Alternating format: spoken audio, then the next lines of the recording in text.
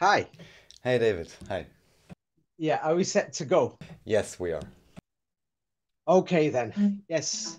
I'll start and with the New World Order. Yes. Great. Many people, that I think they genuinely are looking in the wrong place for the New World Order. Yes.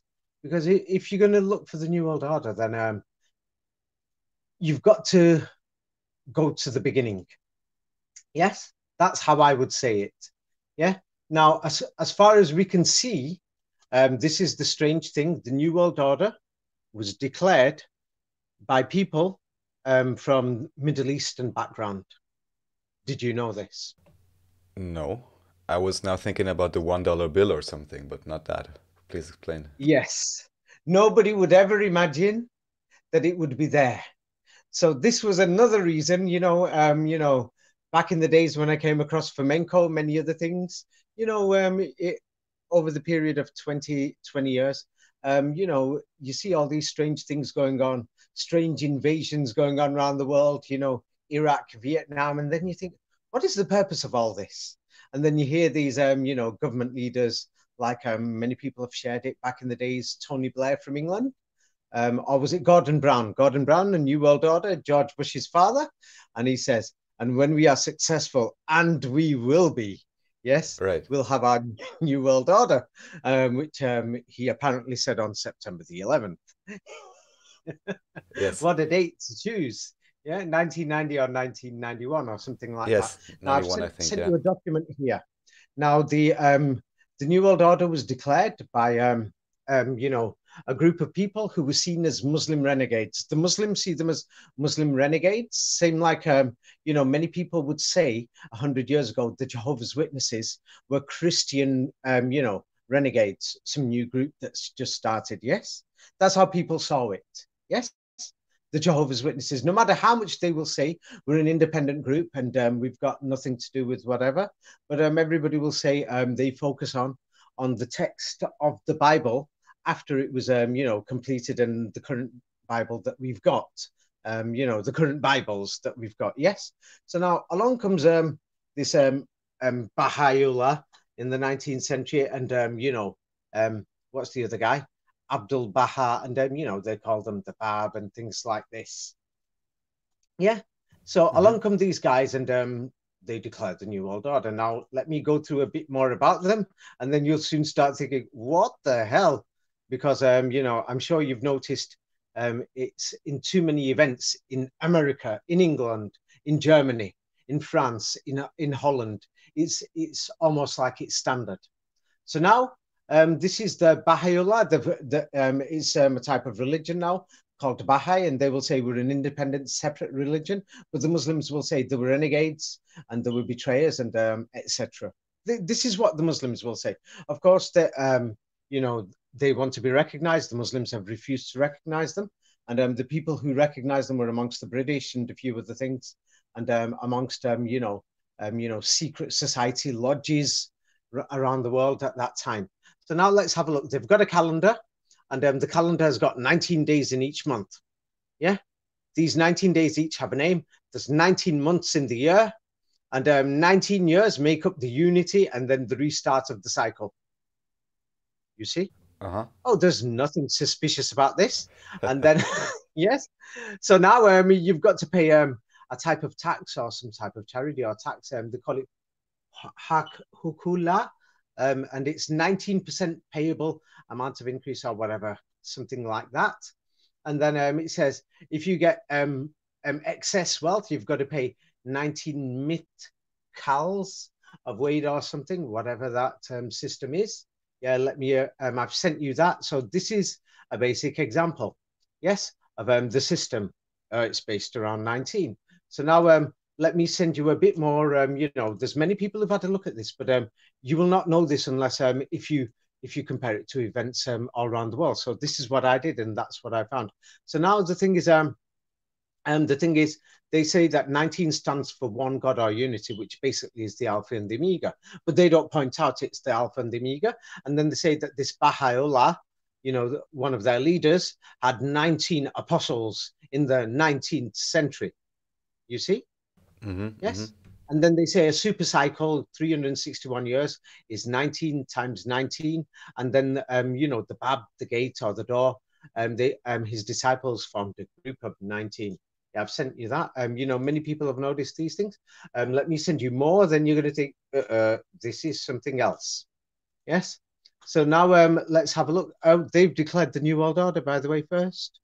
Yes. So now an annual fast, 19-day fast, communal festival every 19 days, etc. I've sent you that. You know, and it's based on the Metonic cycle, which is the moon. Yeah. So now we've got these people there, 19 this, 19 that. But let's just compare it to the ancient Mayans. Now, this is very important. I'll compare it to the ancient Mayans, and then people will start to think, we're getting somewhere here, instead of being, you know, esoterical or mystical, because this is why these people have secret societies and groups, because they want you to think it's mystical and things like this, so that then people never get to the bottom of anything. And that, you know, people will think, hey, there's something here. Maybe it's something to do with God or things like this. So now Chichen Itza, yeah, ancient Mayans. Yeah? Many people can find photographs of this online. In my book, Ancient Egypt or Ancient Egypt didn't exist. Yeah, I've put you know, several photographs that they built it recently.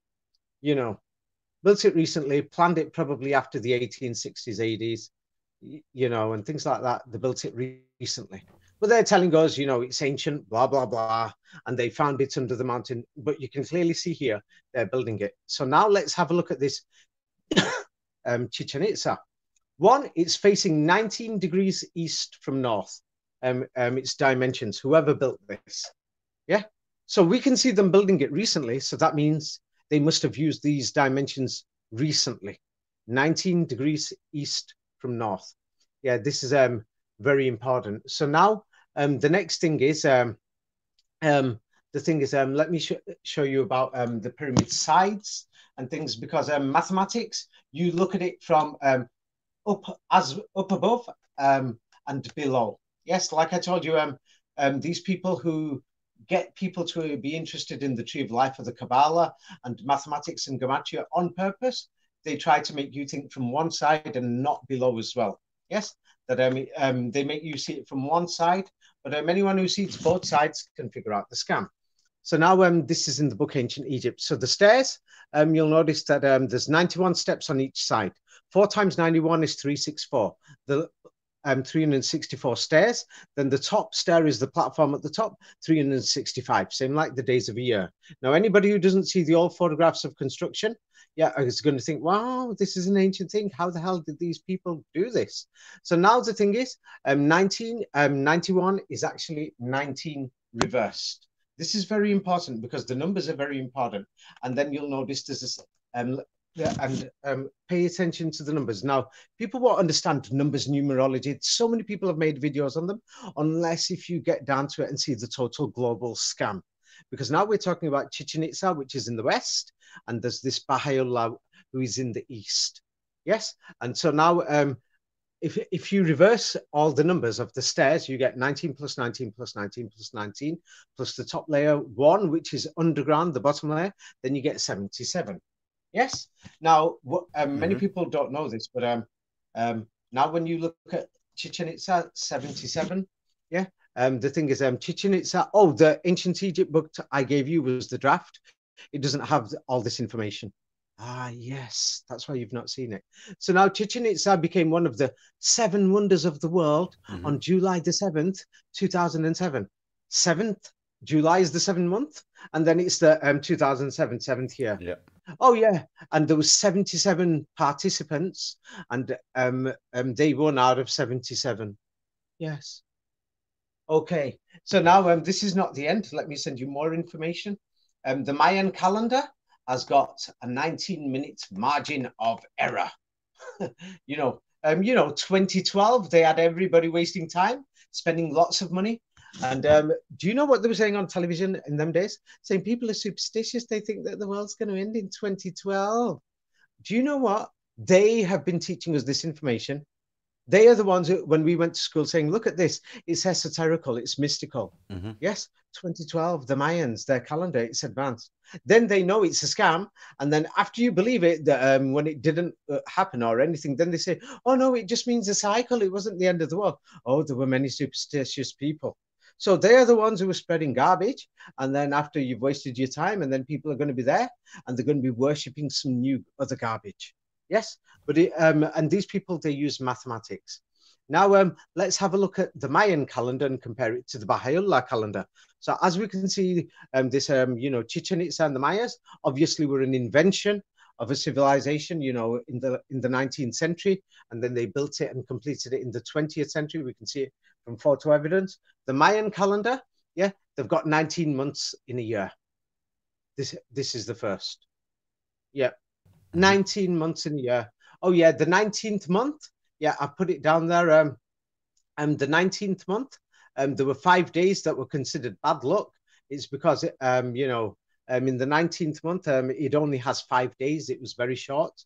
The 18 months had 20 days each. So it's not, the last month is not the same like the other ones. It's got 5 days. And do you know what they said?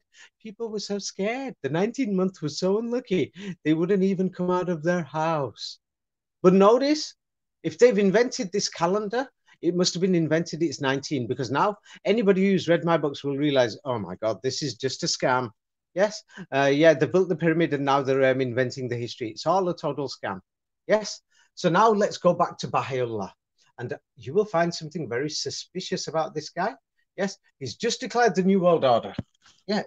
No, I mean, his disciples. Yes. I've sent you the information after he dies. And shall I be honest with you? Have a look at this. Yeah. And the thing is, look at the type of people who he's hanging around with. Can you see? Mm-hmm. This is not Baha'u'llah. This is the Abdul Baha, one of his disciples after he's died. Yeah. And you can see that in Europe and America, he's traveling everywhere throughout Europe and America. And you'll see that, mysteriously he's got all these followers, who are linked to all these shrines and mystic lodges and everything and organizations. And at that time, Jehovah's Witnesses, Mormons, everything appeared. And there's people who are even going from Europe and America, going out there to visit him. And you can see that he's got big international backing. Yes. So now, okay. So now it gets, if anybody has a look, and if they've got, if they think for a minute, then they will think something else. Now, here, the next photo I'm going to show you that Abdul Baha, he is being knighted and is given the title as the Star of the West. Yes, and is being a knight, a commander of the Order of the British Empire. Yeah, that's always a bad sign, or a strong sign, let's yeah, say. he's just a worker. Now we've got a global religion based on him right now, called the Baha'i and the Bab. And the thing is, you have no idea how powerful they are. The entire Mount Carmel in Israel, the entire mountain, and they spent a lot of money. Now remember I mentioned the 77? Yeah, let me show you. Yeah, so now with Baha'u'llah, many people don't realize, but it's the same thing. They've built shrines for him and temples for him, Mount Carmel in Israel. Yeah, and what do you call it? So they're building a shrine for him. It burnt down. Then they continuing it. And guess how much it's costing? 77 million. Oh yeah. And there's people in Israel and people in America, people in Europe. There's homeless people. Yeah. We've got all these things going on here, and they're spending 77 million. What the hell's going on here? For a shrine? Yes. And then the existing temple and things like that, if you have a look at it, then you will turn around and say, this is just seem like, when you look at any other building that these people organize. Yes. And, just in the masonry and the design, that it's them. Let's have a look. Mount Carmel. Yes. They've taken over the entire temple thing. And, in Israel, they won't give Muslims any rights there. In the West Bank. You can't go here, you can't go there. But along come these guys. Oh, there's millions of dollars available. They can have the entire mountain and build many complexes. Just have a look at all this. Yeah, people can look for it. Baha'u'llah, Babullah. I'm not going to go deep into it, but the thing is, now the thing is, he's declared the New World Order, and it's in the Middle East. And this guy's from the Middle East background, and basically we've got all these people adoring him, sat around him in Europe and America. All these people in shrines and lodges. Yes. What the hell's going on here? At that time period, yes, at that time period, the upper class and the elite in the West, they look down on these people like they're from the third world. They're, different skin color, and we don't see them as equals. Everybody knew there was racism in the Empire days, but what the hell is going on here? Have you seen these pictures? Children, women, everything flocking around him. This is not normal. Yes, and so the thing is, you cannot understand this New World Order without checking into this. Now the thing is, if you check into this more, then you will notice that they tried to invite me into Egypt. Now the thing is, Egypt was occupied by the British, by the French, and there's people, Shriners going there from all over Europe. And they've got their dummy king there, like the Americans and the West. They created the government in Iraq, and Saddam was one of those people who became one of the rulers. Yeah, they put these people there.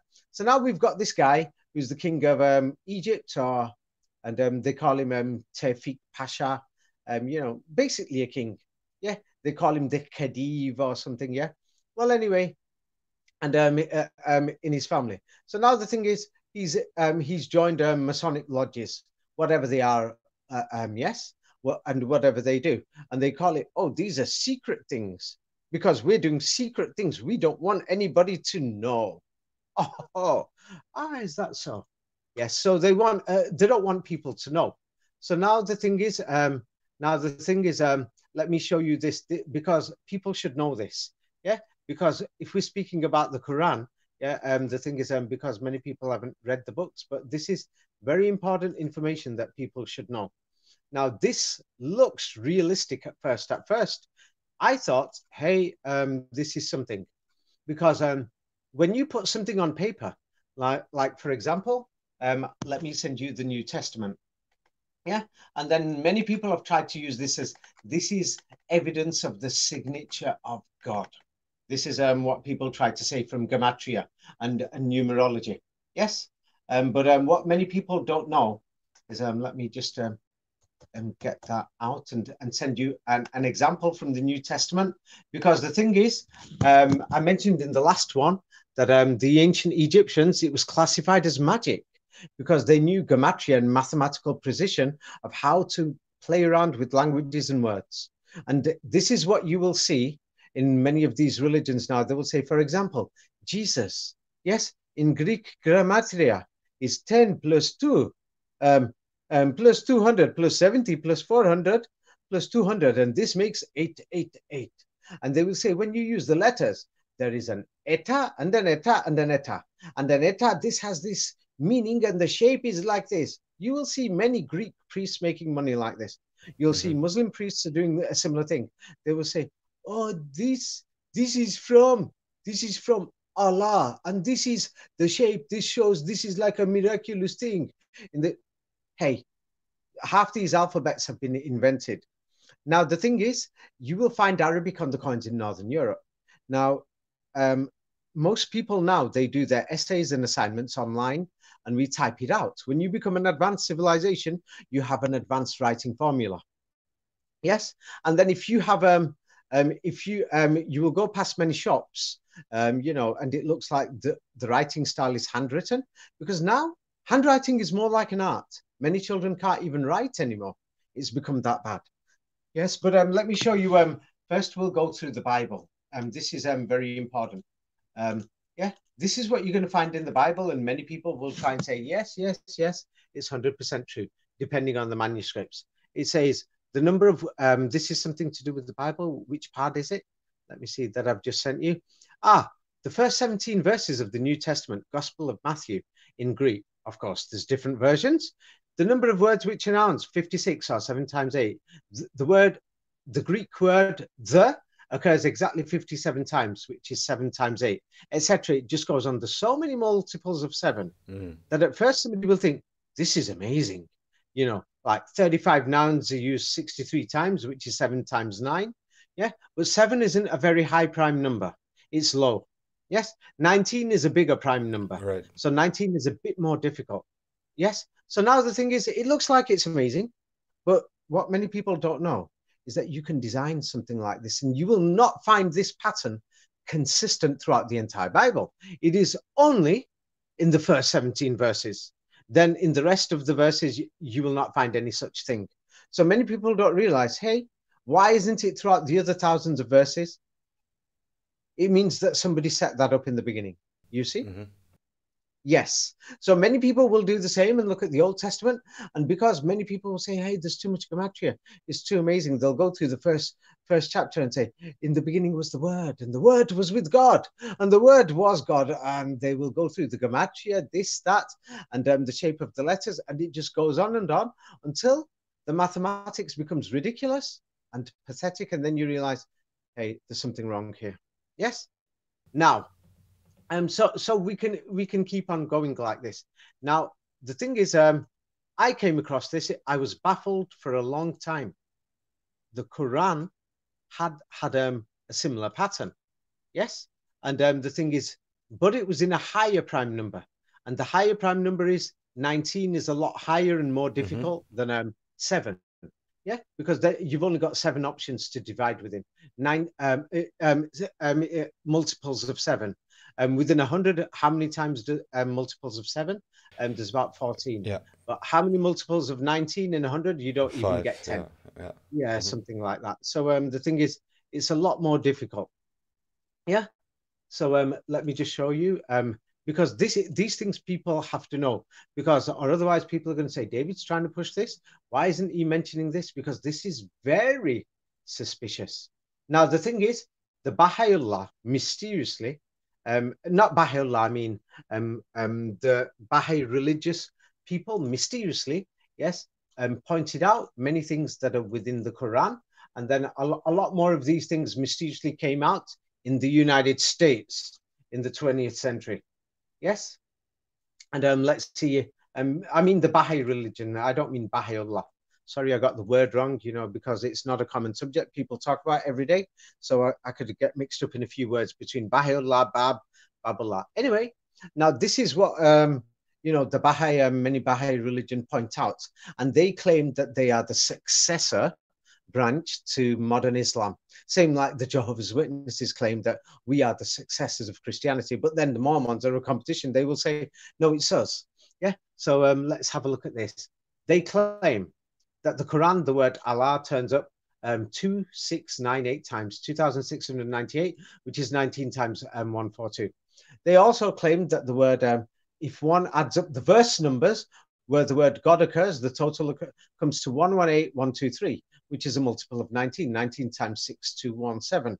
Then they say there's 114 chapters, which is 19 times 6. Who decided what is the definition of a chapter?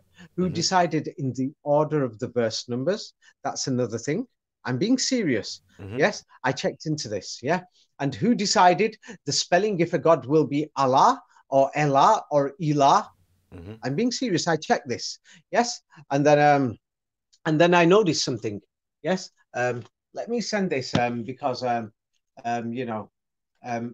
now they're claiming there's a mathematical code in the Quran based on number 19, which is very serious, because if that is the case, it means that, by the way, the Quran number 19 code, the way they're showing it, is 100 times more advanced than the 19 we're going to find anywhere around the world. If that is the case, then it will mean that the Quran is mathematically superior to them all. Yes. If that is not the case, then it means they're lying. But why? So now let me show you something.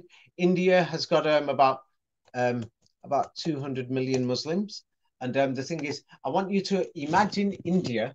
Yes, in imagine it at 100 years ago. Yes, there's no roads or anything, so you can't get to many of these places. Yeah, you can't get to many of these places, villages where people live or something. Yes, and now the thing is, so even today, many people don't go to school. Many people don't have shoes. Yeah, and now the thing is, what I found really suspicious is, have a look at this picture. In this picture, you'll see a woman there and a child in the background. Yes. So she's covering her hair like a Muslim woman would do. We don't know if she's Muslim or not, so whoever took the picture. But you're going to find 8-year-old children in the middle of nowhere in these villages. Now, that house is a bit too modern for 100 years ago. It's seriously too modern. But you're going to find, like these, not even mud huts, like tree huts in India in the middle of nowhere. And people already had the Quran memorized 100 years ago. How the hell did they memorize it when they couldn't read and write? Yes. So this means that the Quran must be oral. But there's the number 19 thing, this is very important because it's suspicious. And the thing is, I've not seen any Muslims deal with this issue or anybody who's really investigated it. Yeah. And a few people who did investigate it have said, hey, this is the proof that the Quran must be a forgery. And yes.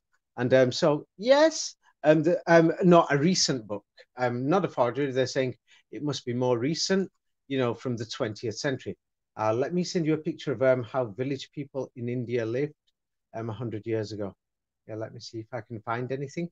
And then I want you to think, there's 200 million Muslims there. How the hell did these people, many of these people, find this Quran? And how the hell did it get there if it was only recent, within 100 years? Yeah, because many people have said it's 100 years. Something like this. I can't find any pictures. Village India.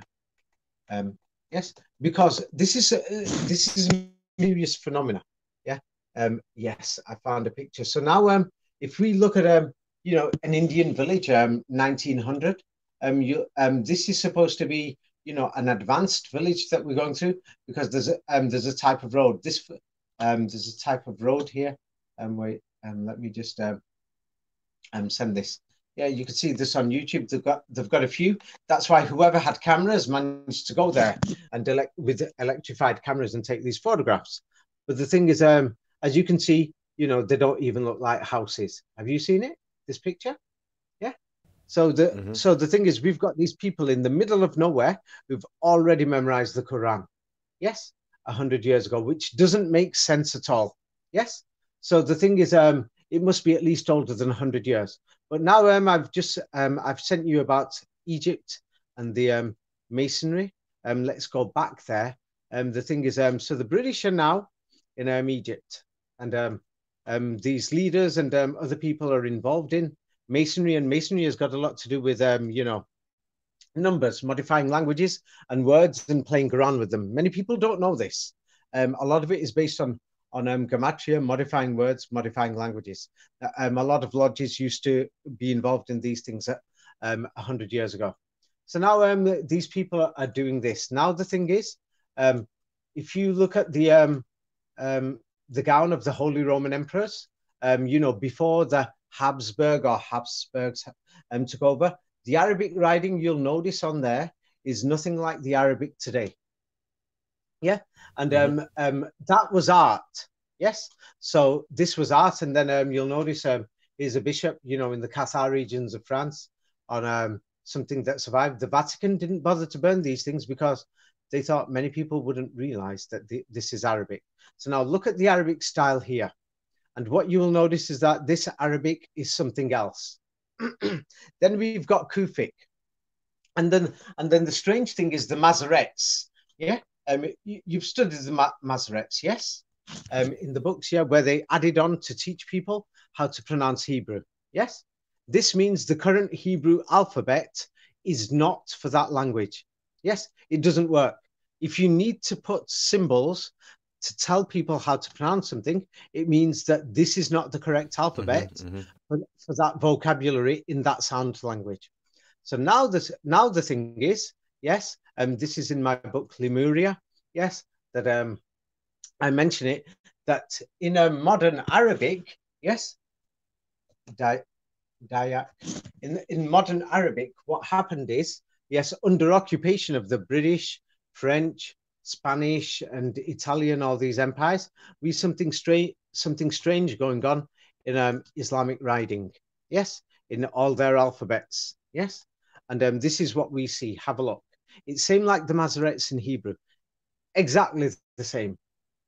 Yes, and now the thing is, the Quran is already memorized. Yes, so at this time it's memorized, but mysteriously, you know, these lodges in the Middle East. Yeah, and don't forget, you know, it's like this in Hungary. You can't open a shopping mall right now, or in Austria, you can't open a shopping mall, or in Germany or Poland without a permit of the local government. They're going to say, no, you can't open a bar here or a nightclub. Yeah, you can't. So now somebody's opened a lodge there. There is no way you are going to be open up a Masonic political lodge unless if it's done by them. Yes, the people in power. Yeah. So now these things, they call them diacritics. It's the same like the Masorets. So now what we see here is that they're teaching people in the Middle East how to pronounce words if you use this alphabet. That means this alphabet or this style of writing was not for the Quran and not for Arabic either. Because it means that you can't pronounce Arabic without those diacritic marks. Right. Yes. Now, the same problem is in Hebrew. So this means the Quran was not in this design of this version of Arabic. That this version of Arabic, we find it in the coins in Northern Europe, especially, and that was for artistic purposes. So now then they're telling us, that we've got the old Uthman Quran. Yes. They're telling us there's the old Uthman Quran, yes, that's in Uzbekistan, and they say this is probably the oldest Quran in the world, yes, and it's written in some certain style of Kufic, yeah. Now the strange thing is what they don't tell anybody is, let me see now, when Stalin relaxed, let's see, Stalin. Right, the thing is nobody tells anybody. What do you call it? Yes. The thing is that Quran actually came from Stalin in the Soviet Union, from St. Petersburg, and he sent it. And he's telling them, oh, this is your old Quran. Yes, from 1,400 years ago. So one, the timeline doesn't match, and two, what's it doing in Petersburg? Yeah, and Petersburg, the thing is, they basically had a type of Inquisition type of thing or something there, you know, and they were burning books, and it was basically the Rome of the North, yes, where the Vatican, you know, was in charge over there. Let me just find the evidence and send it, because some people will say, hey, maybe he's just making this information up. But this is very important, because people have asked me which Quran we should look at and which thing. And now the thing is, because these people have done this in the past, many people will think, the Quran is just like the Bible. And there's this, that, everything. Yes, there are these problems if you don't know where to look. Yeah. So now the thing is, they've got this Stalin's Quran. Yeah, that's been sent there, and they're telling us in museums and Wikipedia and even Islamic history, it's official Islamic history, saying that this is the Quran from the time of, you know, just after the time of the Prophet Muhammad, and that's what they're telling us. Let me see now. Yes, I found it, the information. Yes, let me send it you. Then, not to divert, but just because we had just spoken about Japan last time, if you can answer it briefly, because you mentioned the diacritics, and this made me think of the hiragana and the katakana with the kanji and so on.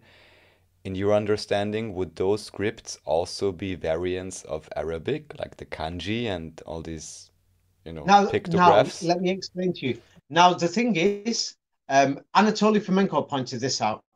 The main thing is, let me first send you the Quran manuscript found in St. Petersburg. Yes. You know, Stalin, and then he sent it over to Uzbekistan, and they're telling us, basically it's the oldest Quran, and it was written 20 years after Muhammad's death, Prophet Muhammad's death. This is what they're telling us, and it's in Tashkent, Uzbekistan. One, it's been there in St. Petersburg 100 years or something, God knows, and they're telling us, oh, this is the same one. There is no evidence of this. We don't even know where this book came from. Yes. Now the thing is, yes, as you've said about pronunciation, kitakana, hiragana. Yes, I know these things. Yeah, because my books are available in Japanese, and I have a problem, for kitakana, hiragana, and all these different scripts. Ones based on pronunciation. It's Right. because the current Japanese alphabet, with that alphabet, you can't pronounce words properly. It's like you're not sure. So this is why unless if you become fluent and you've got used to it, or otherwise you won't know how to pronounce it. Yes. So this is in Hebrew. This is in Arabic. So now somebody is going to say, hey, David's mentioned this about Hebrew. Why is he not mentioning this about Arabic? Oh, this means he's hiding something. No, I'm not hiding something. It's because I can't mention everything in one interview. Yeah, so today I'm mentioning it. So now somebody who is, somebody who's Muslim is going to say, he's speaking against our religion. No, I'm not. This alphabet clearly was not the one that was used.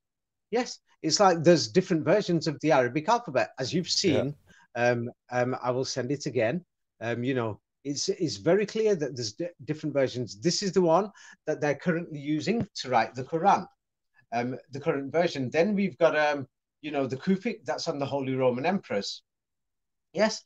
Then we've got the Kufic manuscript, in the one that Stalin sent. Let's see, Kufic Osman Quran. And anybody who looks at the style of that will notice that, will notice that there's something suspicious about this.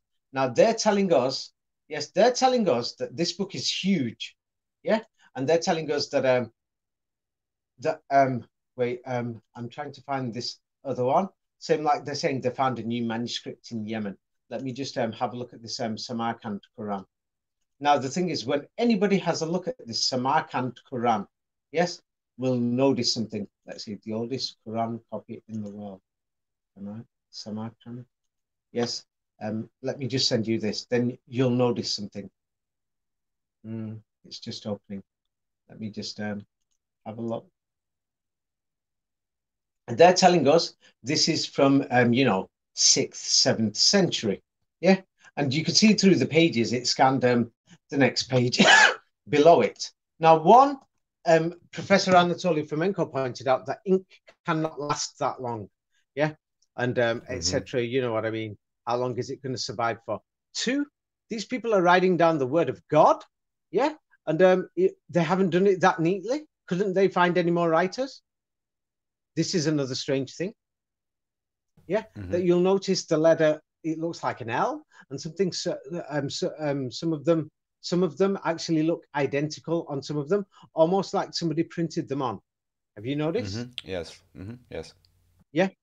Look at these L's. In fact, yeah, these are the type of things that I do. And then there's other things that I've noticed. The angle on some of the letters, it looks like somebody's printing this on. Yes. Like something like not with modern printers, but the very old printers, or if not, they're using something to do the markings. So the thing is, and you can see that it's consistent in some of them. That the slight differences, it means there's a few of them that played around with. Yes. So now the thing is the word good morning. You could spell it G-U-D, or you could spell it G-O-O-D. Let me see now. Another word. Another word that's an example. A local name in England is Kelly. Hi, Kelly, what you up to? Kelly, you could spell it Kelly or Kely, Kelly. Yes. That's one. One can even, just to point out, see this, for example, on older German language texts, where one can see very strange pronunciations, and if you actually would pronounce it, you could understand what it means, but it's written in a completely different way. So this is, yeah. Yes. So now the thing is, anyway, with global languages, yes, many of them, you can see that the alphabets that they've given them don't work for that language. It doesn't work. So now, as you've noticed, now these Masons have taken power in Egypt. So let's go through this, because anybody who understands what's happening with the Quran right now will understand what happened with the Bible a few centuries ago. this is what somebody can learn with it. So where have I got to? These people who've come in the lodges. So now let me see what do they exactly do. Let me see where it is. So now these people who are in the lodges, and this is one of the strangest things ever. And now, the thing is, the British have taken control, and one of the members of their lodges, you'll find it's so strange. The Muslims don't exactly have a priesthood, but the British want a priesthood because then you can control people. Yeah, like Yes. in all the religions, like if you get people to attend churches. Even Jehovah's Witnesses don't have a priesthood, but the way they have it, a priest at the front giving a sermon or a speech. You go there on a Sunday, and the Mormons, and you'll have everybody sat there in front of him. In Islam, they're not supposed to have that. And they don't. Yeah, even today, the system, they failed it. So now check this out. It's the Grand Pope of the Muslims in Egypt, for that region, and he's called the Grand Mufti. Yeah. If you check Yes. it out, the Grand Mufti, he's reforming the education system and the riding system and things like this, the Grand Mufti, and the British have appointed him. And check this out. Nobody checks this out. You know what he was? He was in one of these lodges. Yeah. Let me find the page where he's in one of the lodges. What I always like to ask, who can found a nation or create important institutions who's not in a lodge within the past 200 years, Yes. The Al-Azhar University is basically the Oxford University of the Middle East. Mhm. Oh, yeah. So this guy, his name is Abdu. Yeah. And the page where it says he joined Masonry is on the other page. So now this guy, is Abdu. The picture is somebody else's there. Yeah. His relationship, he's a Freemason, but then mysteriously when he becomes like the Pope or the Grand, what's it called, that title, that Muslim title? Mufti. The Grand Mufti. Yes, of Egypt, he's now resigned from his post and etc. And he's saying, let's make a revival of Arab sciences and reform the education system. So now at the same time, yes, the British are ruling there. Now this guy, he's got his buddies who are, throughout the Middle East. Here are his buddies who are all educated in Europe. Yeah, in France, they're all educated in Europe, and they've just set up the Tunisian Educational Institute in 1903. Oh yeah, the French are ruling. It seemed like, can you imagine right now, if you try to open up an educational institute in Berlin, do you know how hard that will be? And you're opening it on behalf of the German people. Yeah. Yeah, and imagine there is no educational institute there, or imagine that you are trying to take over Berlin University. So these people are very major people. They're not small. Yes, they're very major people. So now what does this Grand Mufti do? The Quran says, no. Hi, hello. Hey, the call What did it? disconnected. So the last thing you said is the Quran says no, I believe, was the last Yeah, the thing. Quran says that you can't charge interest. So now along comes this Grand Mufti, and he's now implementing the British system, the French system, the German system, saying if you borrow £10, you got to pay me 20. Hmm. Yes, within 10 years, 5% interest, 3%, 4%.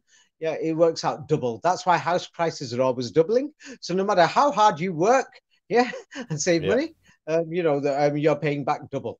So, and it forces prices to go up. And then the paper money you've got, your salary will not double. So the paper value has gone down because the price has gone up, inflation. Yes. So now this guy comes along. In the Quran, it says God loves, or basically God, I don't know if it's the word love, he cares for his creatures.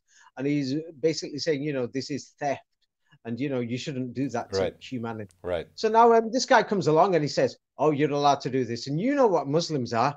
They basically will not eat anything where you don't say in the name of God. They'll make a prayer.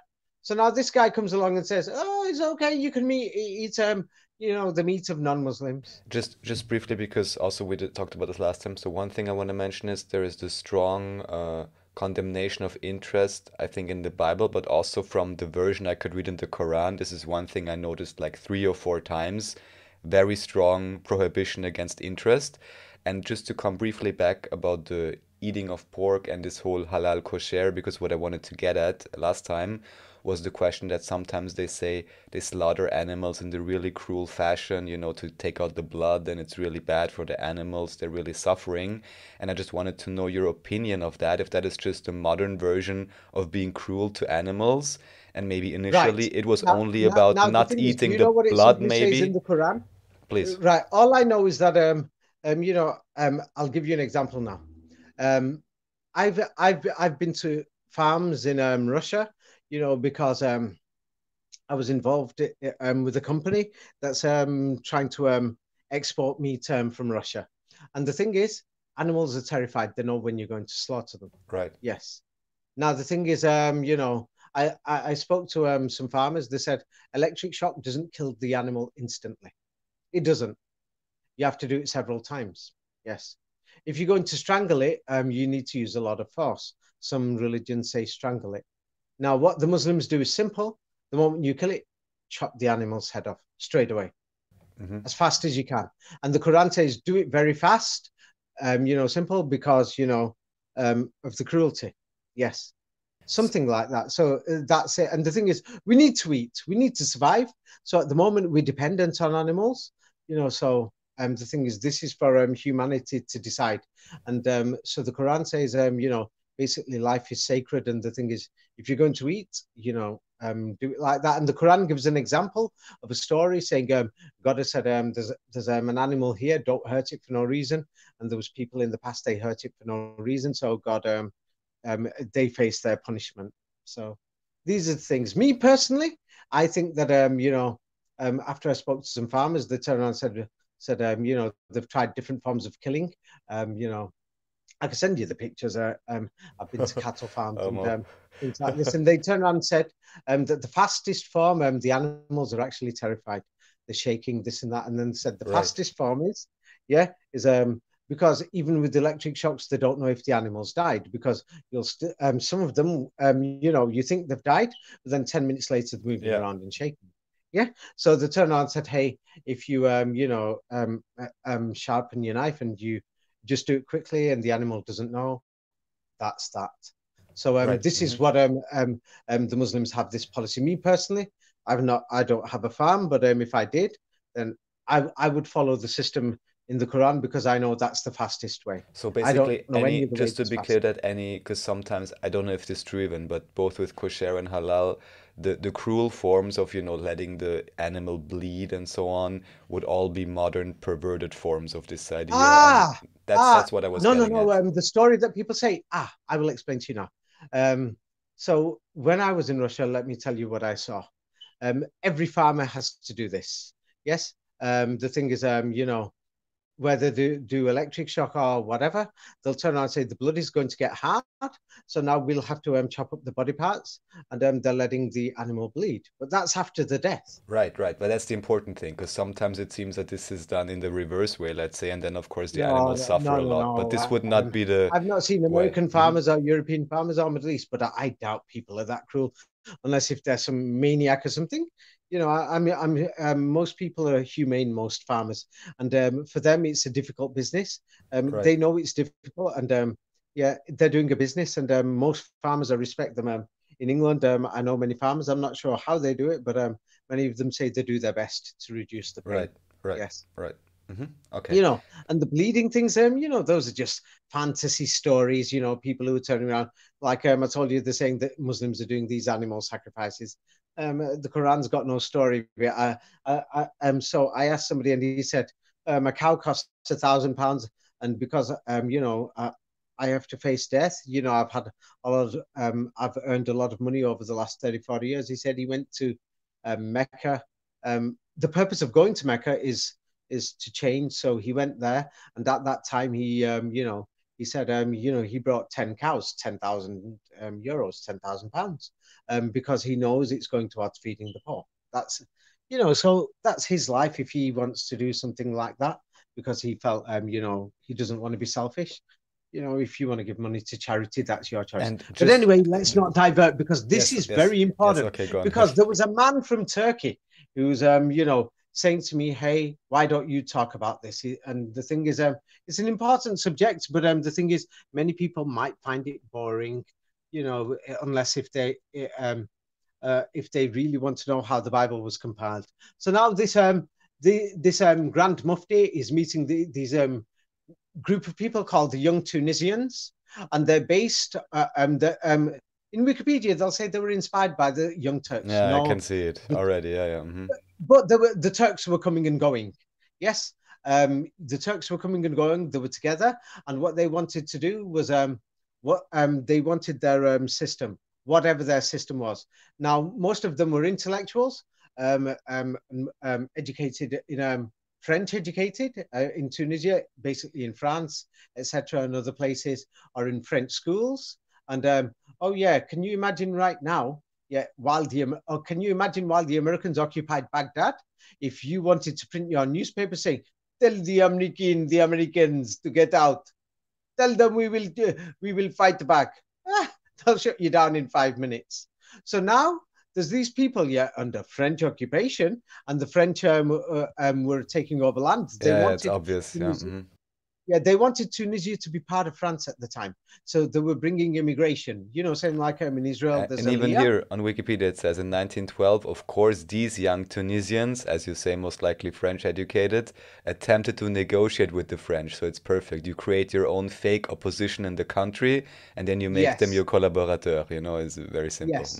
Yeah, by the way, they're all trained in France, and they're part of Sufi orders and Sufi lodges. Yeah, many people think that Sufism is not related to Masonry. It's basically similar. Yes. So now these people, young Tunisians, you've got the young Turks. Oh, the Turks will say, "Oh no, ours are different." And then you've got the Carbonari in Italy, but basically the young Italians. Oh, the Italians can say, "Oh no, ours was different." Yeah. I've had these people.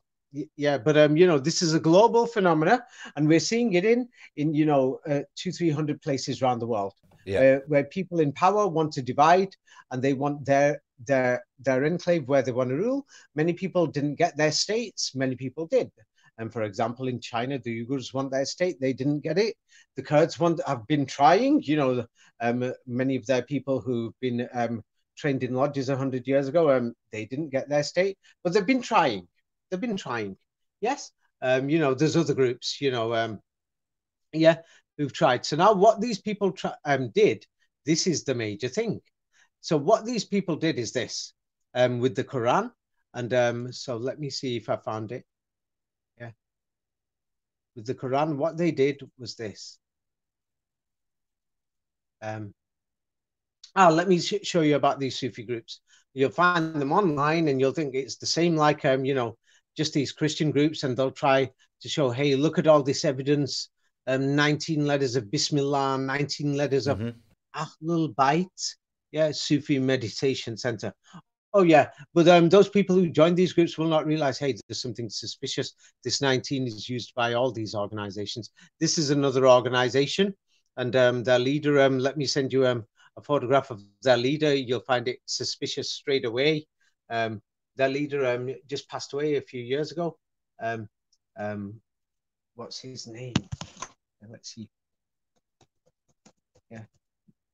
Nazim. And yeah, their leader passed away a few years ago, and he's meeting the Pope. Yeah, he's meeting the Pope. And the thing is,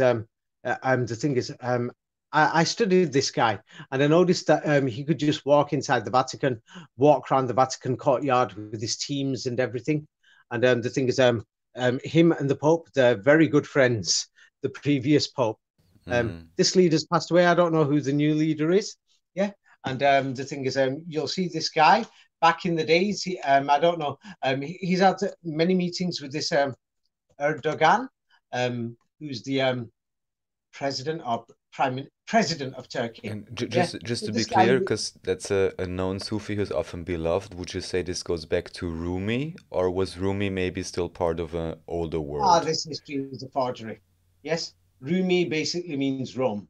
Yeah, the history is Mm-hmm. a forgery. So, Mm-hmm. something else about the Rumi books, I'll have to talk next time, All because right. the Mm-hmm. thing is, what I'm about to show you about the Quran and the 19 there, this is very important, because many people will think this 19 is in the Quran, but I found it isn't. So I'll explain how. So here he is, this guy, same guy. Here he is with Erdogan back in the days. So Yeah. now the thing is, this guy is an equal to the Pope. So many people, if they're going to talk about the New World Order, yes, the Vatican is at the top. But the thing is, who's this Muslim guy on the other side who's equal at the top? Yeah. And you can watch his videos. I've seen his videos. He walks around the Vatican. And the thing is, actually, the first photograph I've sent you, um, the thing is, there's something strange. Yeah. The thing is, if anybody can understand Latin, yeah, it'll be good. They'll notice. The thing is, what do you call it? This man, he whispers into the ear of that Pope. That same Pope, you could find him worshipping skulls. Yeah. Things like this. And this man, I've sent you a short video. How many seconds is it? 19 seconds is this video. It's on Daily Motion. He whispers into the ears of the Pope, there is no God except Allah. God bless you. Surprising event. Subhanallah. Greetings to all your MashaAllah, brothers and sisters mashallah. from Muslim faith. God bless you.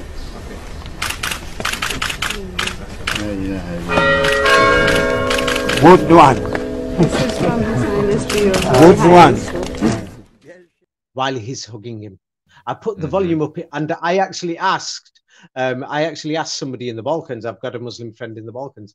I asked him today many times, could you verify that for me? That the thing is, the Pope is saying something in Latin, and he replies, and he says, he says, well done, praise be to God, and then he whispers, there is no God but Allah. Mm-hmm. Mm-hmm. But the rest of it is speaking in English. Now, Mm-hmm. the thing is, he's whispering that in the Pope's ear. This is very suspicious and is an equal to the Pope. And we know how powerful the Pope is in this New World Order. Now, the strange thing is we cannot ignore where the Muslims fall into this. So now in the Quran, what's going on is I'm going to have to really dig on this because I've lost it again because I got diverted. Now the thing is, so they're claiming there's this 19 code. Yeah. So of course, I came across this 30 years ago. I came across this code in the Quran 30 years ago. Yeah. And the thing is, so I started investigating it then. Yeah. And that's so at first it took me a long time to figure out. I thought this is something strange. Yeah. Yeah. And at that time, I started looking around because inside the Quran, it tells you, hey, this is like a test and a warning to humanity. So I thought, hey, what the hell is this? Yeah, obviously, I'm going to question and I'm going to investigate it. So now the thing is, there's these Egyptian Masons and the Tunisian Masons. Let me just find this other thing. Yeah. Now, the thing is, so the strange thing is about these two groups, yeah, these Egyptian Masons and Tunisian Masons, and they're going to take over the new government system. They're establishing the educational systems. They're establishing the educational systems in Tunisia and Egypt. Al-Azhar University is a major Islamic university now, where they've got students from all over the world going. So it can't be ignored because this is going to affect the next 20, 30, 40 years of, East and West relations. So now, let me just find this thing. What the hell these guys do? Oh, God. Yes, so now what they do is that the Quran is mysteriously memorized in these strange villages. Yes, so it must have been already here. But in Turkey, not Turkey, in Tunisia, they sit down and they write the Arabic with these people who are so-called reformers and in lodges. And in Egypt, they write down their Quran. Let's say you and me have memorized the Quran. You go to Tunisia, you read it out, and they write it down in this alphabet. I go to Egypt and they write down what I'm saying. So that's all they did. Yeah. So they're writing it down. And now the thing is, do you know what we're going to find? So now what they've done is the Quran doesn't have different versions. That you will find the village people in Tunisia is basically the third world. So is Egypt, and you'll find them in the villages. People who are memorizing the Quran and you know, passing it down from generation to generation, and they're not using the manuscripts. So now the thing is, these people that have compiled manuscripts, and let me send the evidence that they've compiled the manuscripts. So somebody will think I'm making this up. Yeah. So now there's these two versions that they've compiled. One's in Egypt and one's in Tunisia. Now the thing is, because we can't speak Arabic, so it means we will not have access to understand this unless if you know a person who's a native Arab speaker. Yeah. So the thing is, here are what you will find in the Tunisian Quran and the Egyptian Quran, the printed official versions. Mm-hmm. Yeah. The one in Egypt, they call it HAFS, Hafs. And the one in Tunisia, they call it Warsh. Warsh, yes. I don't know if I pronounced that correctly. So now the thing is, how they wrote it down, because they put these diacritics, yeah, how you're going to pronounce something, yeah, and that they're telling you pronounce this like a letter A or E or I or U or O. Yes, this is what they're doing. Yes, I already sent you the diacritics, but Yes. let me send it you again. So now what they did is they added these symbols on. Yes, they added these symbols on, and also they added silent letters in their manuscripts. Mm-hmm. But these are 20th century manuscripts. So we're not talking about old manuscripts. And then you've got the manuscript that's they're claiming is centuries old. And they're saying, hey, oh yeah, which came from the Russians. Then they're claiming that there is another manuscript which has been found in Yemen. Now, anybody who studies photographs in Yemen of British involvement and the Israelite Alliance schools in Yemen will know that the forgery of what's going on over there. So now let me show you the Yemen manuscript. The Yemen manuscripts, they claim that somebody wrote it and then they wrote over some other writing. So, and they're trying to say that this is proof that in the early days, the Quran was something else and somebody must have modified it. So obviously, of course, I'm somebody who's going to investigate Yemen, which I naturally did. Yeah. And this is what I found. Now, this is what you will find so suspicious about Yemen. So now the Europeans have just come to Yemen, and do you know what they make a report? We've just mysteriously found a lost tribe of Israel that nobody's seen for you know, a few thousand years. Yes, we've just found these Jews in Yemen, a lost children of Israel, lost tribe. Can you imagine tomorrow morning if I turn around and say, I've just found a lost tribe of Israel in some villages in Ukraine? Nobody knew they've ever existed. And I'm going there with camera people and photographs. Yes. Everyone's going to believe me if they know some Hebrew or some, you know, modern Judaism rituals or things that people do. Yes. Then people will believe me. Yes. So now let's go to Yemen and let me just find it. Yes. And then when you look at this, you will start to think, I'm beginning to see now. Now, the thing is, Yemen around that time, let me send you photographs of 1947, how half the people in Yemen looked like. Even today, it's very poor. You know, Tunisia would be rich compared to Yemen. Now, this photograph, the people, this is 1947. The guy's got bullets around his waist, and he's wearing some cotton, which is obviously not manufactured there. Yeah, but it shows you this is not. I found 1932. Yes, just north of Yemen, 1932, people are walking around without shoes. Yes. Now, this is, you know, in the region we're going towards Mecca. So if anybody says David has not had a look at the Quran or any of its background properly, no. I've been looking at things a lot more deeper. So now here is, we're crossing the border, going into Arabia, north of Yemen, where they're a bit more richer. Now here is Jizan in 1945. So they're a bit more richer. So as you can see, the people are, it's serious poverty. And let's see how the people were living in Jizan. And you will notice that these people have not lived there for long. Yes, somebody's going to say they're nomads, but you can't be nomads for, you know, 1,000 years. It's ridiculous. You'll eventually settle down somewhere. Yeah. So now here is the people, and they're obviously moving around from place to place. Yes, hunting. So now the thing is, in Yemen, yes, we've got the Europeans who've suddenly come over at that time, and they're telling us we've just found a lost tribe of Israel. Today they're called Yemeni Jews. Now many people have not examined these photographs, so I'm going to send you even big copies of these photographs. I've sent you a bigger copy and even more bigger. I've magnified it, and I want people who look at these videos, I want you to look at these yourself. Now, one thing, Yemen at that time had no manufacturing capability to manufacture cotton. They're saying, we've just found this Jewish tribe, we've just found them, and we've taken photographs of these people. One, every single person is wearing basically the same clothes. And they're wearing cotton, which has got some white print on it. And the nearest place that they would have manufactured that cotton is probably in Cairo at the time, or in Mumbai in India. Mumbai in India, more realistically, and they shipped it from there because the design the design of that fabrics is actually Mumbai, India style for that time. And then it's all black. Nobody has got the fabrics dirty. And another thing, you look at the photographs clearly, every single person has just had a fresh haircut. Yes. That means it was just for the photographs. Staged photo, staged photo with the sides. In other words, they've mysteriously got clothes on, but the rest of the people in that area is naked.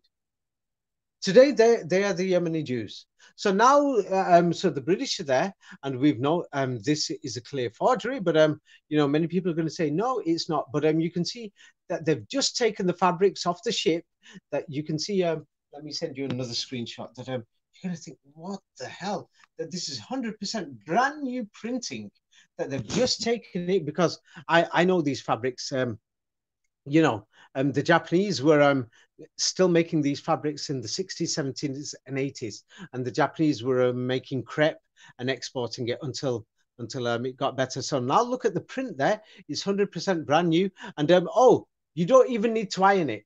Yeah, the woman has got that black part over her body. Yeah, you can see you don't need to iron it. Yeah, they've had fresh haircuts. It's a staged photo. So there's no evidence that they are a lost tribe of Israel.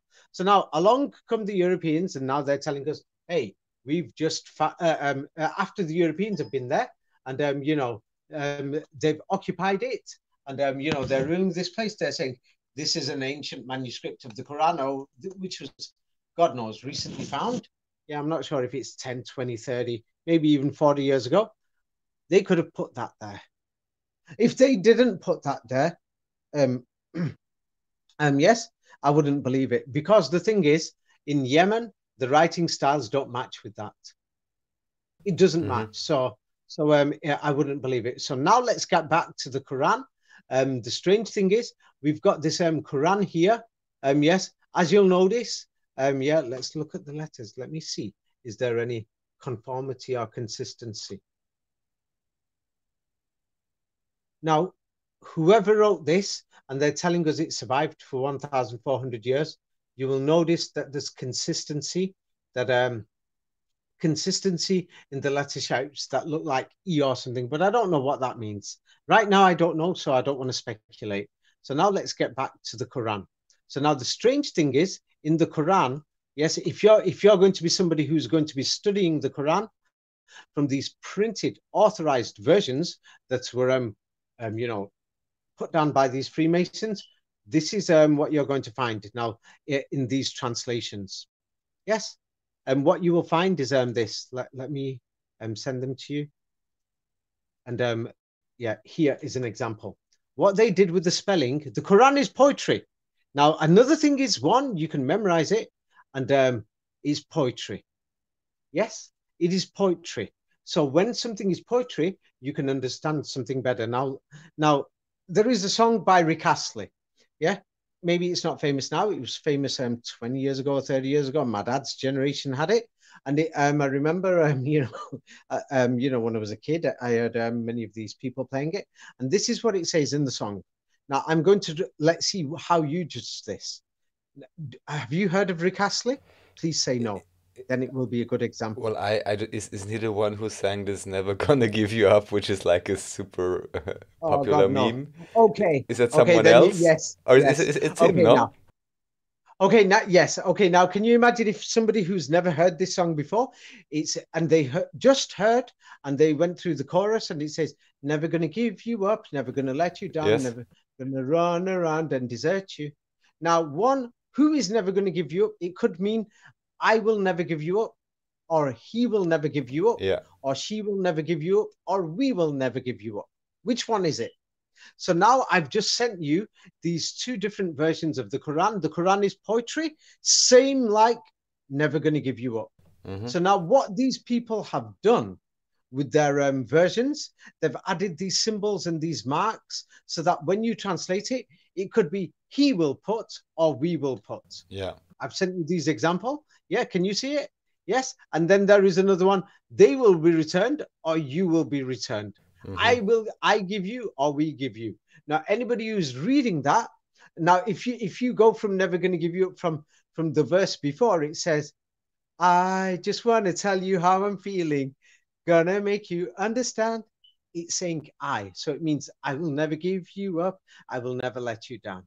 So Mm-hmm. it actually means I. So that means that the person will actually have to go through the entire thing. So now you will see people who will come online and say, whoa, what the hell's going on here? Different versions. It's Mm-hmm. not, it's because, yes, so when they did this, I think it was 1923 or 25. Oh, Jesus, I'm looking for this. I can't find it. Yes.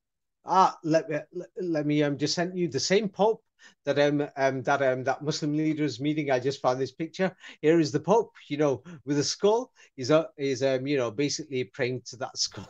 Oh my God. Yeah.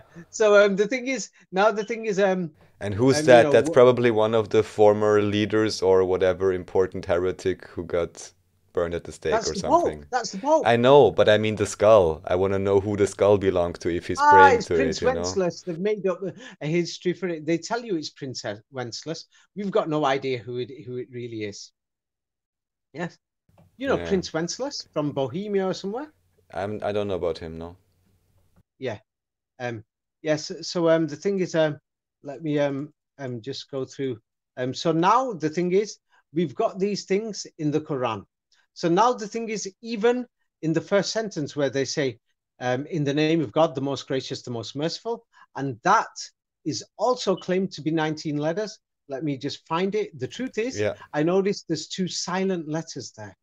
Yes, let me just get this out. So really, the sentence in the name of God, the most gracious, the most merciful, is actually 17 letters Mm-hmm. and not 19. Yeah, Yeah, it's of not course, with 19 the really. So diacritic that and the means, silent letters, you can make no, everything yeah, fit the to silent letters. everything. It's saying Yeah. like Mm-hmm. me in Tartaria is spelled at the moment. It should be spelled Tartaria, Yes. Taria, Mm-hmm. but they spelled it Tartaria on purpose. Yes. God knows why. Don't ask me. Yeah. So now I could spell it Tartaria like Taar. I could put an extra A. So now the thing is, I noticed that the sentence in the name of God, the most gracious, the most merciful in Islam, yeah, has got 19 letters. Now then I thought, oh, okay, I'll have a look at these manuscripts. And then you know what I found in these manuscripts? Yeah, in these manuscripts, yeah, that actually, yes, this Turkish man, he said this to me and he's pointing out, he thinks I don't know and he keeps saying, why don't you mention it? I can't mention everything, but today I am. So now in the name of God, as you'll notice, I've sent you this thing. Yes. So the person who's made this webpage, he's trying to show the Quran has got different versions and things like that because of the Mm-hmm. spelling. We don't have a single different version of the Quran. Now, what we've got is that the translations show differences and that the spellings. Now, these people played with the spellings. Now, if they didn't play with the spellings, we have no 19 code in the Quran. Mm-hmm. So now in the sentence that shows in the name of God, the most gracious, the most merciful, here I've sent you a page. And as you'll notice in that page, let me just open that page up on my computer. It says on one of them, it's got an extra letter A or alpha. And on another one, it doesn't have the alpha. So on one of them, it's got 20 letters. On one of them, it's got 19. On one of them, it's got 17. There's 3 silent A's missing. And this has been noticed by somebody called Mr. Phillips. Yeah. And this person's pointing it out. So now the thing is, this means that somebody has inserted the silent letter A's on purpose to make it 19. So therefore, that sentence doesn't have 19. You see? Yeah. Yes. And not only how do you pronounce it? Bismillah. Wait. Bismillah. Wait. Actually, it's supposed to be 15 letters. Yes. So the thing is, the current Arabic alphabet is either wrong or they're taking the mickey. You know, in English, we'll say it's taking the piss. You know, that they've done this on purpose. Yes. Or so the people who did it, they compiled these Qurans. Yeah, the Grand Mufti's people in the 1920s. You know, he's a registered Masonic lodge and etc. So these people did this. So now the printed versions of the Quran in Arabic also have this. So now the thing is, what the Muslims do every year, which is shocking to me. Yeah, in Ramadan, what they do is they recite the entire Quran, speak it out. You've got to speak it out with your brain in Ramadan. And they do like they divide it into 30 chapters. Oh yeah, let me send you this 30. But now mysteriously, the written versions that we've got that are coming out in the West says 114 chapters. The Quran has got, which is a multiple of 19. Yes, 114 chapters. Quran 19. So now these people are going to say that it's a multiple of 19 code in the Quran. Yes. Yeah, they'll say there's 114 chapters. Right, yeah. But now the thing is, you can find it in Wikipedia. Let me just send you this because I noticed that the Muslims in Ramadan, they're reading it out the Quran, which is divided into 30 chapters. But now in these, the ones that they compiled these Qurans in Egypt and in Tunisia, and they're claiming it's based on the official history books, you know, same like the official history of Christianity. Yeah, it's got 114 chapters. Now let me see now. Yes.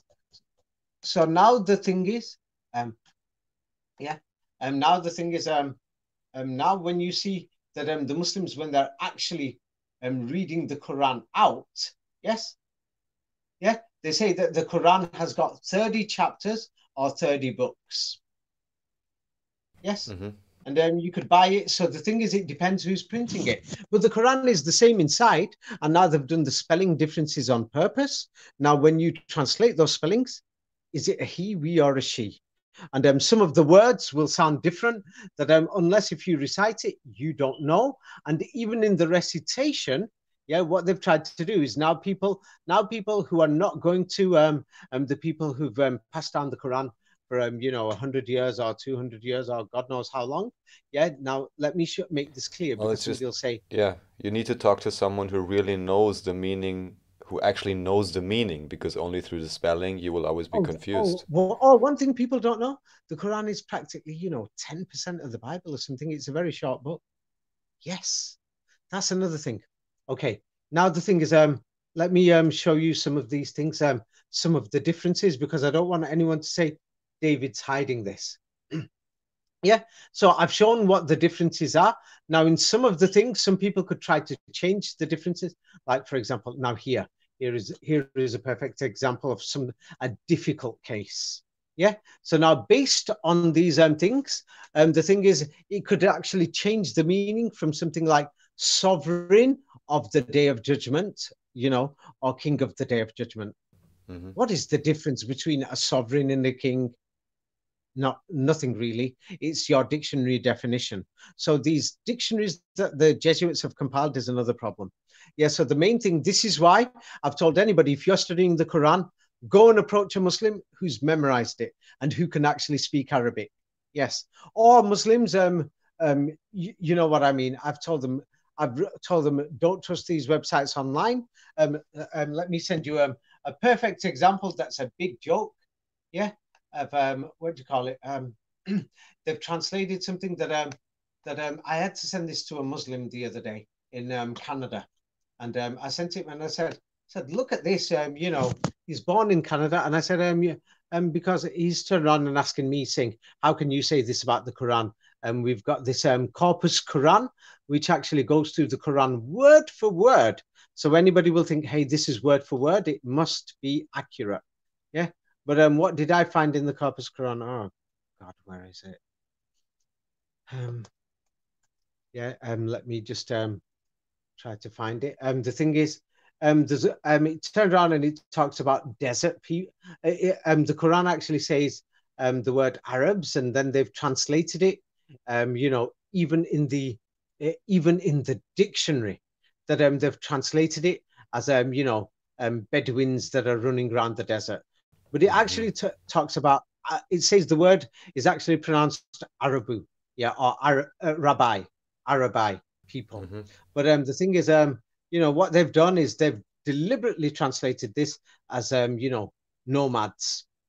Could be Mongols, could be Bedouins or Mongols. Now let me just send you this. So this is you don't need to be an Arab to even see this.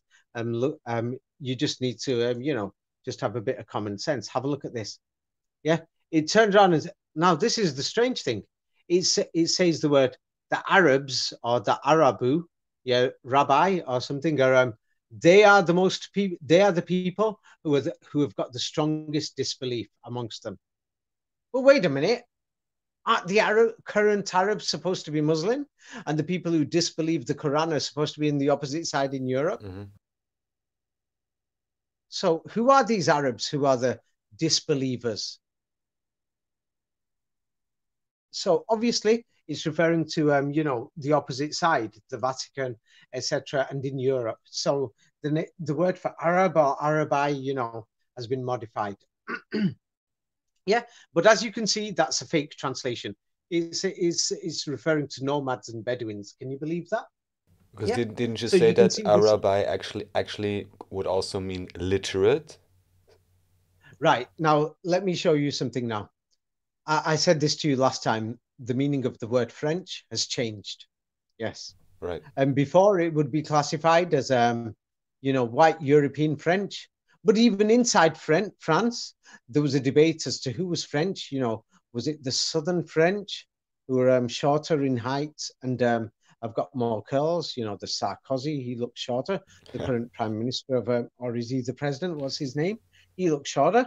And then there's the people in the north who look Germanic. So yes, there was a debate in Hungary as well. There was a debate who's Magyar, who's a Hanu. These people, they make these subjects on purpose. And some of these subjects in Hungary, you definitely can't find the difference between that. And the thing is, you'll notice that there's many different groups. There's people there with blue eyes, grey eyes, green eyes, people who are shorter, taller. These classifications in some places cannot work. Yeah, in some places they can work, like somewhere like northern Ukraine. In southern Ukraine, it doesn't work. In southern Poland, it doesn't work. In northern Poland, in some places, because they've not mixed with anybody from the outside. It's like interbreeding. Yeah.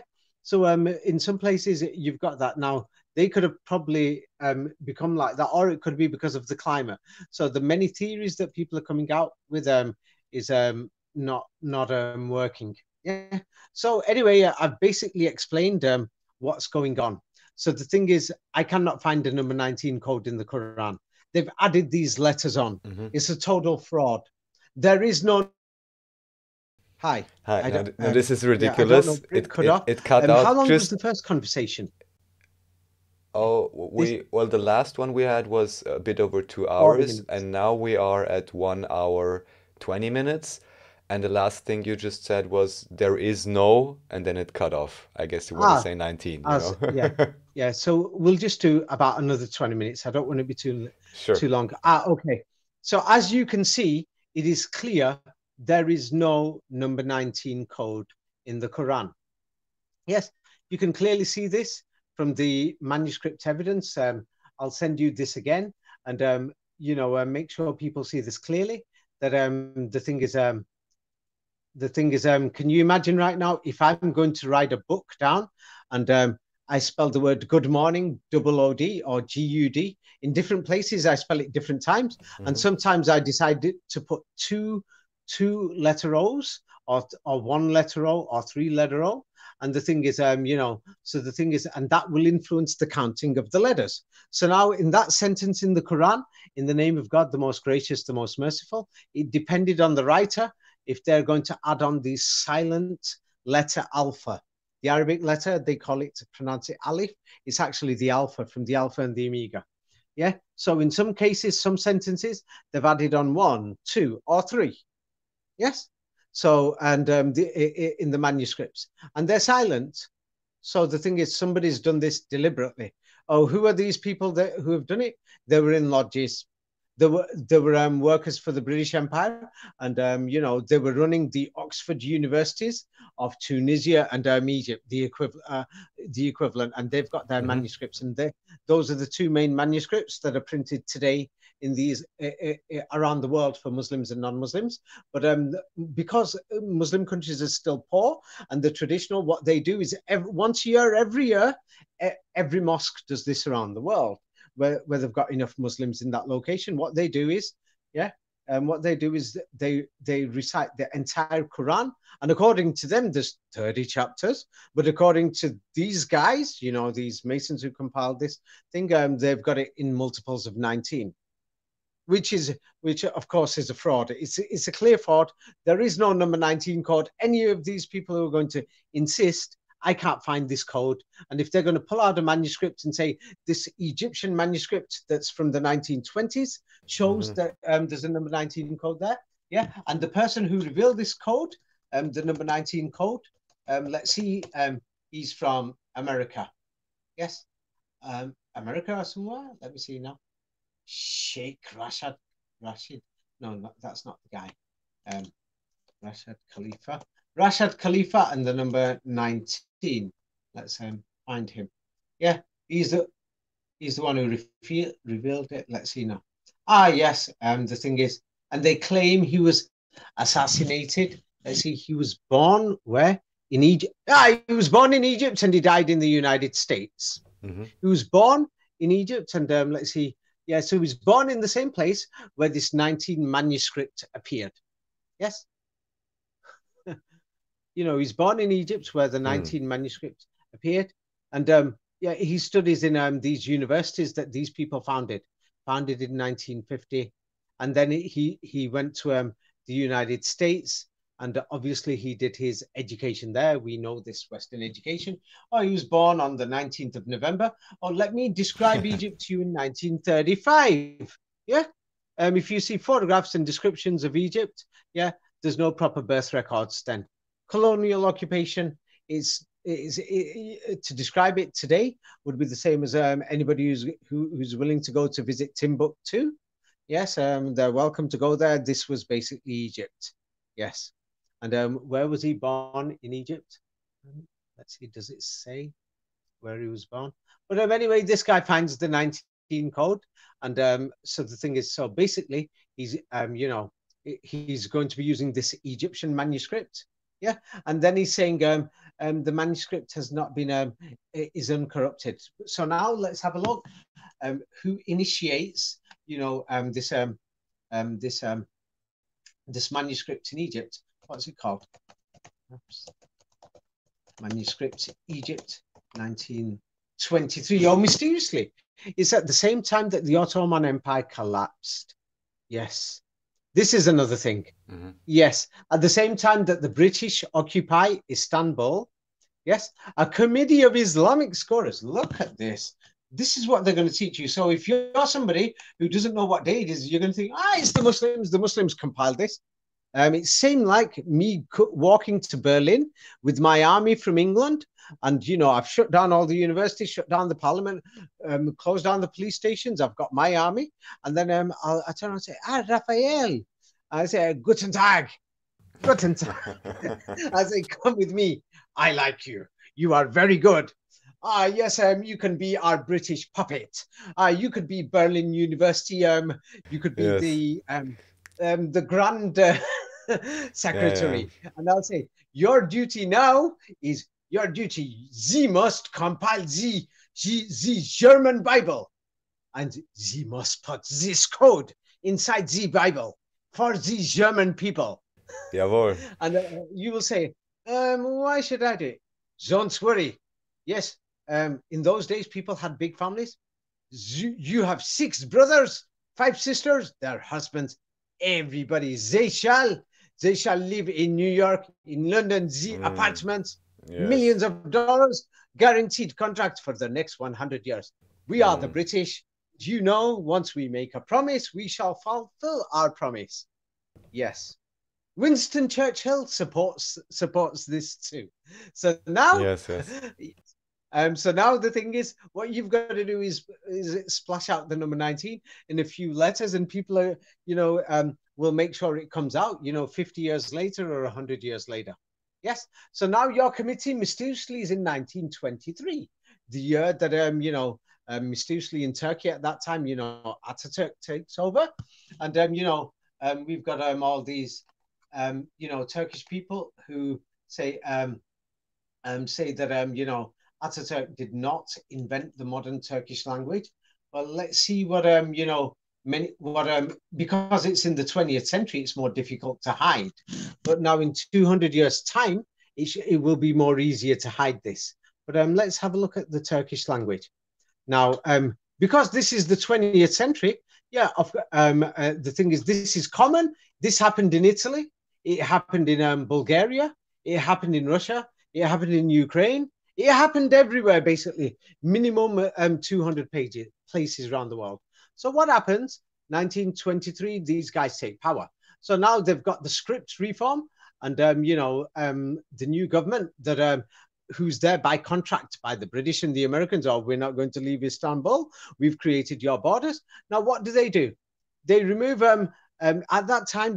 I want you to think now. The people in the villages, they don't read and write. They've got common vocabulary. Yes, they're reciting the Quran. They're Muslims. They've memorized the Quran in these villages in Turkey and the Balkans. And now what they do is remove hundreds of words. We don't even know how many. And they kept many Arabic words, but they've claimed that they're Turkish. They're not Arabic. Yeah. But you find the same words across the border in Iraq or in Kurdistan or in Palestine or Jordan or in Egypt. You'll find these words. For example, a common word is kitab. I know this because my books have kitab number 1, kitab number 2. I've noticed that's in Turkish and it's in Arabic. Oh, modern Turks are going to say it's Turkish. Some Arabs are going to say it's Arabic. Some Turks will admit, it came. So these things. But now look at this. Look at this thing. Let's see.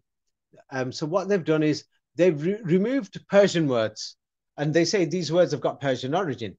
But then if you look at the Persian language at that time, officially they're removing Arabic words, and they will say 80-90% of Persian words are Arabic, and we're removing them.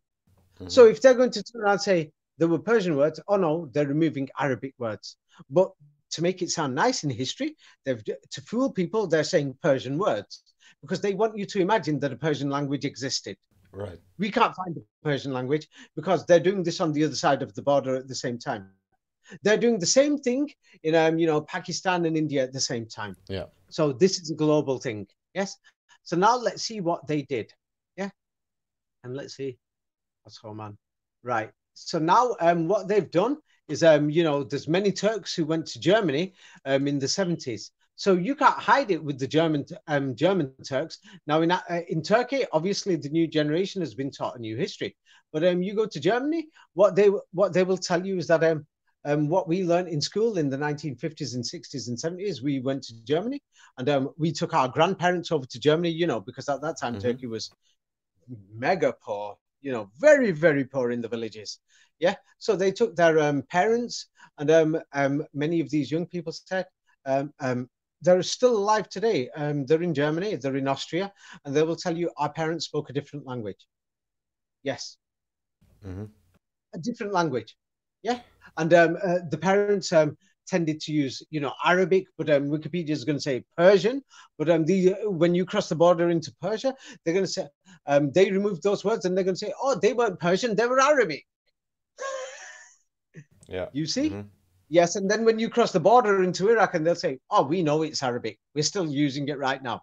So now they've removed all these words. But so now it's basically a different language. And the thing is, let's see what they exactly did now.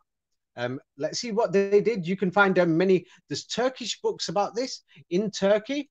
They've written about it. So now the thing is, what they did is they removed hundreds of Arabic words, whatever they were. Then what they did is they introduced newly derived words, new words derived from existing Turkish verbal roots. What is the definition of a verbal root? Shall I tell you what the definition of a verbal root is? It's like, let's say the word verbal. I'm going to divide that into ver, and rab in the middle, and then ba, and then bal. And then I can say there's herbal and verba. It's playing around with words. Mm-hmm. Have you seen how many roots I've just found in one word? I'm inventing these words, inventing the roots. And now one of the best things is this.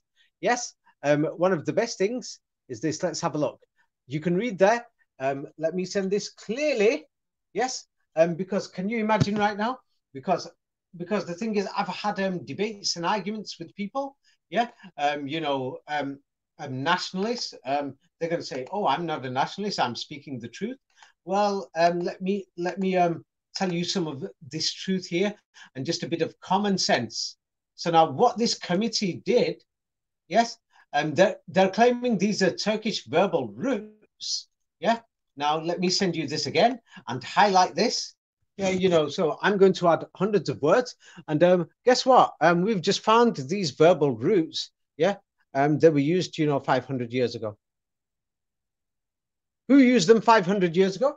Let's go and have a look now. In Mongolia in the year 1900. So now the thing is, let me send you photographs of Mongolia in 1900, and let's compare photographs of what Mongolians look like and what Turks look like. We've got Turks in Austria and Germany and in England and France. I don't know about in America, but in Western Europe, we've got them. So we know what Turks look like. Yeah. Now, the thing is, let me send you some photographs of Mongolia 100 years ago, and then you'll think, I can see the scam straight away. Yeah. So right now, 100 years ago, they're turning around and telling us, yes, that, that this language committee, when there's no roads and half the world is like something's happened, we don't know, the world is backwards, it's so poor, something is totally wrong. Yes. And they're telling us right now that 100 years ago, that the Turkish government managed to get hold of these people in Mongolia, and they knew how to communicate with them. And everything, they could go there that far, past the Russians and everything, and they're fighting with the Russians. Let me send you a photograph of Mongolia's capital today, Ulaanbaatar, and then you'll basically understand what I'm talking about. So now, here is Mongolia today. Yes, that if anybody goes there, Ulaanbaatar, this is what they are going to see in Mongolia. Yes. And somebody's going to imagine, these people have been here for centuries. Yes, because this is what we've been told. Now I'm going to send you Mongolia, yes, 100 years ago. And you'll soon start to think, I think I've got the message. Yes. So now the thing is, in my books, I've shown South Korea and how the people arrived recently. So now let me send you a perfect example of Mongolia in 1900. Yeah, and there's supposed to be nomads in tents, and even these photographs, you can tell it looks more like half of a painting and whatever. This is Ulaanbaatar 100 years ago. And these temples look brand new. Anybody who can see this can see that it's brand new. Mm-hmm. Yes. Now, 1888, we've got a Russian drawing of Ulaanbaatar, and you can tell it's a drawing. Some people are going to claim it's a photograph, and the thing is, but you can see from this drawing, yes, that there's just wooden huts there, and the thing is, wooden huts there, and there's about 4,000 or 5,000 people in that entire area with a new wooden temple. We can't find this Ulaanbaatar. We really, and then the first picture I've sent you, you'll notice there's no vegetation there, nothing. And let's look at a picture of Ulaanbaatar more recently, 1950s, and then you'll even notice then that even then there was basically hardly anything there. I'm not sure if this is the 1950s or 60s. The thing is, they've had a high birth rate as well. I don't want people to imagine Western Europe's birth rates. And they brought more people coming from the south. So these people came from the south. And as you can see, there's hardly anything there. So basically, this place was not there. This Mongolia and this Mongolian dialects were not there many centuries ago. So am I supposed to believe that they've found this, that these Mongols have preserved it a few centuries ago? We can't even find this Mongolia. Anatoly Fomenko has turned around and said this Mongol invasion is ridiculous. That the Mongols were on the doorsteps of Rome, Batu Khan, yeah, and the rest of them, they invaded Europe. It's just a hoax. We can't even find Mongolia. Yeah. And there's no vegetation there. You can't even live there. There's no trees there. Somebody brought these people there because, there was mining in the region. Yes, that if somebody has a look at it. So as you can see, it's a total scam.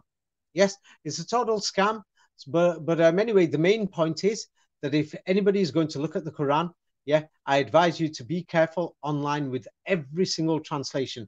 The only dictionary I found is Corpus Quran, but even that dictionary is lying. That I've shown you an example. It translates it into nomads or Bedouins for that. Yeah. And I found many other problems. That is the only one that even then I have problems. And then if it says he, we, or she, yes, that the thing is you have to look at the previous sentences, and then if you don't know, then consult with somebody who's who knows the Quran, who's memorized it, and who's an Arab speaker.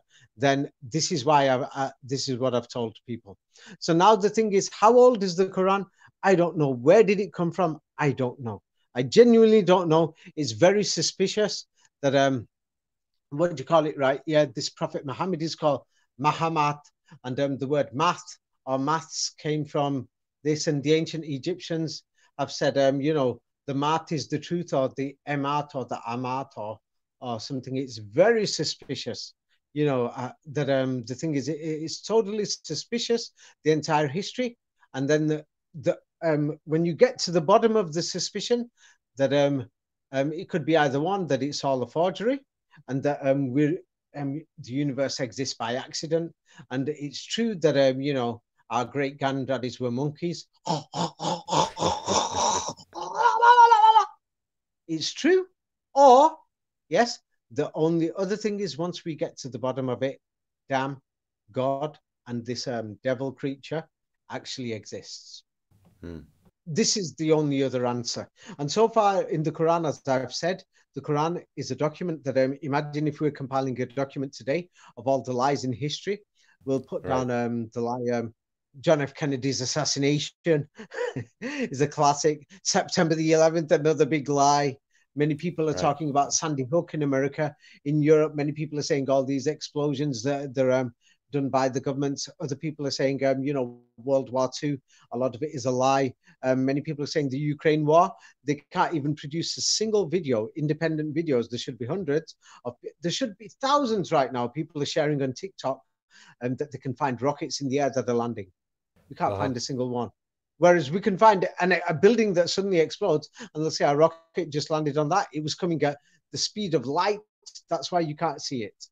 Not a single camera has been, street camera or anything. Nobody's managed to capture these things, which is so people are going to be saying that the rockets are a hoax.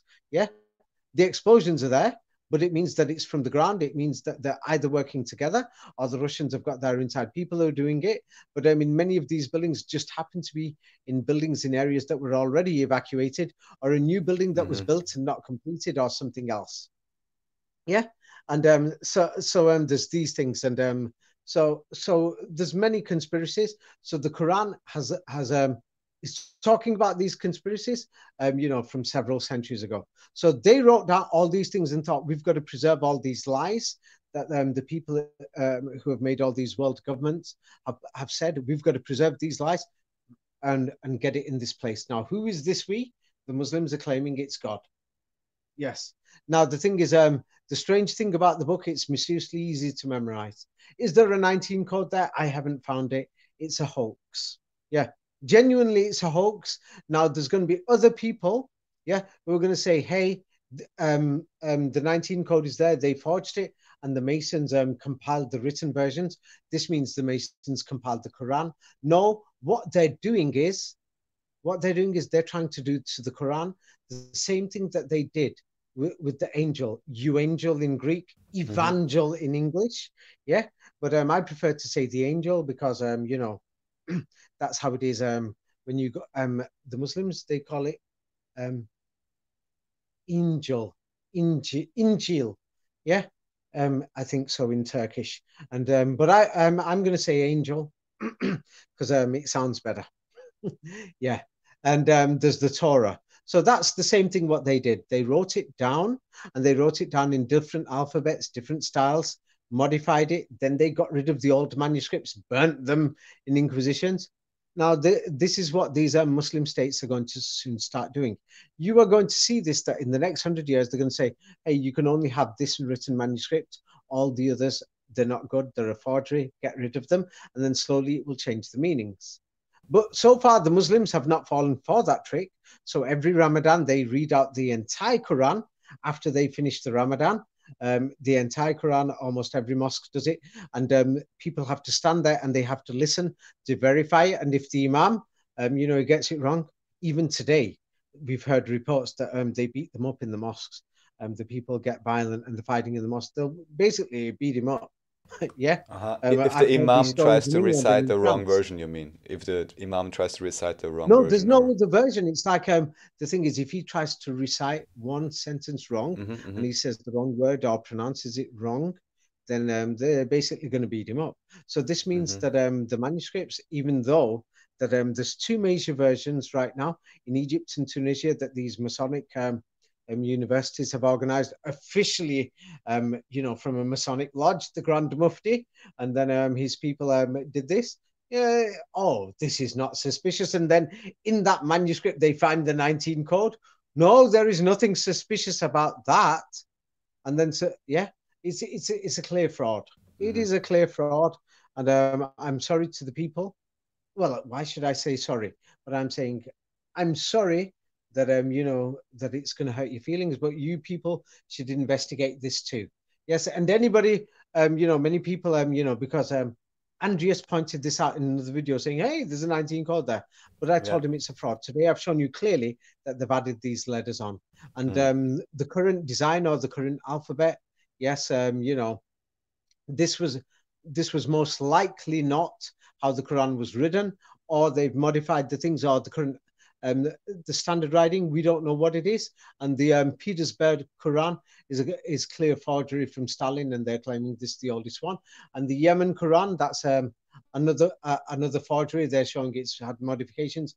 Another forgery, we can see the same people did this, claiming we've just found a lost tribe of Israel. That was big news at that time in Europe. Do you know this? It was like big news. People are saying, whoa, we've actually discovered the lost tribes of Israel that Christ came to preach. Yeah.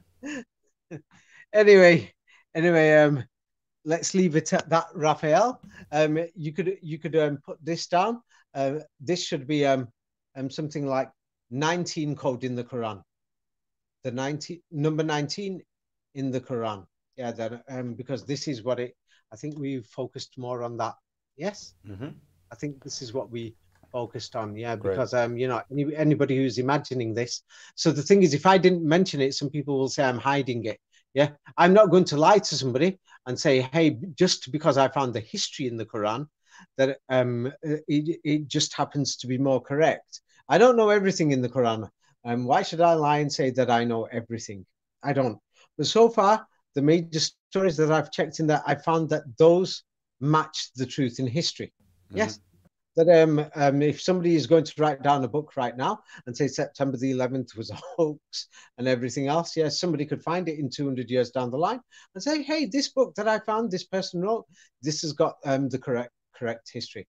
Now, whatever they wrote it for, whatever their motives are, that is, you know, a philosophical matter, because this book claims that it's a message from God, and it claims that, you know, it came from the great Maha Emet, or the Mahamat, or the great mathematician. Yeah, the greatest mathematician, or Mahamat, the great truth in ancient Egyptian hieroglyphics. It's claiming to be from this, you know, they were waiting for the math in ancient Egypt, they're waiting for him for centuries, by the way. The great truth, the Emet, they've been waiting for him in many societies like Buddhism. Namo Amida Butsu. They're waiting for the Amida, Mita, or Mita in Indian, Mita, or yes, the Mita, meat, yes, or Mat, or Mehdi, or whatever. They've been waiting for him. Oh yeah, the Muslims are still waiting for the Mahdi right now. Yes, Al Mahdi it's called in Egypt. In I think in Turkey they call it Mahdi. Yes, you know the Mahdi. They're waiting for him, and the other people are saying no. The Mahdi was actually, you know, the Mahamedi. Yes, Imam Mahdi. That's the story. Yes, so there's all these things. Anyway, let's leave it at that. A good thing could be 19 code in the Quran. Yeah. Great. And you know, by the time people get to the end, they're going to say, "I'm disappointed. I thought there was some super code." Well, Jesus. Yes. the journey continues. Thank you very much. Yes. Okay. Have a great day ahead, Raphael. Okay. Thank you. Take care. Thank you. Bye. Okay, bye.